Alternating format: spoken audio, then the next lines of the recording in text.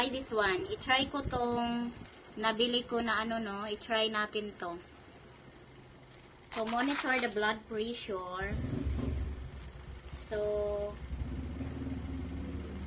try natin kung ano siya, no. Kung okay siya. Try natin. So, yan. Pasok lang natin. Ganito. Pasok lang natin, guys. Tapos,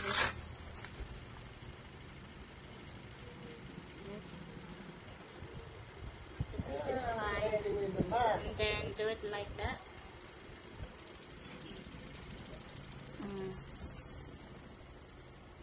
And of course, we need to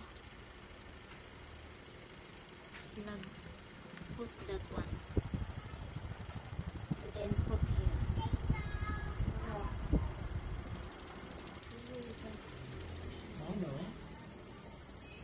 Okay, let's start. Excuse me, Aika. Okay, don't move, please. Let's start, guys. Remain seated and refrain from talking during measurement, and keep cuffs at the heart level.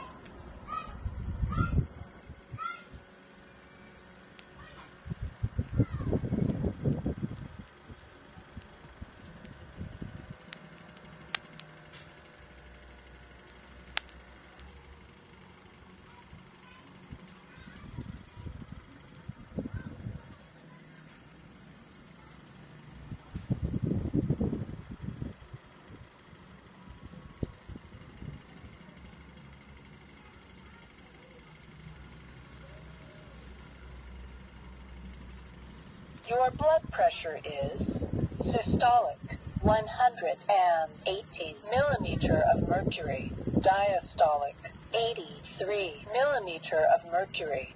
Your pulse was 85. Your blood pressure is normal. Wow. That's it, guys. So, as you can see, ano siya, no? Automatic siya. Tapos, nagsasalita talaga siya. So, the blood pressure is normal. Ayan, guys. So, this is very helpful, you know. Very, ano siya, very, talagang mapapakinabangan mo talaga siya to monitor your blood pressure. So, it's very useful, guys. That's all for now. I love you all. Please don't forget to subscribe kung sino pa yung hindi nakapag-subscribe sa channel ko, guys. And pa-like na din. Thank you very much.